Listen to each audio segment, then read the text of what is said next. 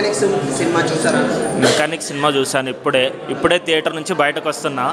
ఒక్కసారి మీరు కనుక థియేటర్ లోపలికి ఎంట్రీ అయితే మీరు సినిమా సెకండ్ హాఫ్ కోసం ఎంత వెయిట్ చేస్తారంటే అంత వెయిట్ చేస్తారు.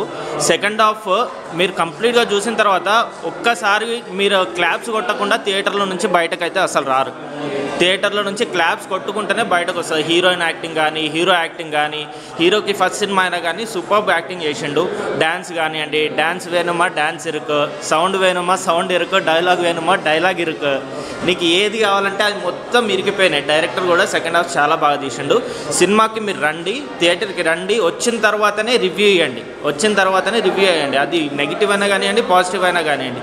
సినిమా చూడకుండా మాత్రం రివ్యూలు అనేవి ఇవ్వకండి. ఒకసారి మీరు సినిమాకి వచ్చి చూడండి, ఆశీర్వదించండి.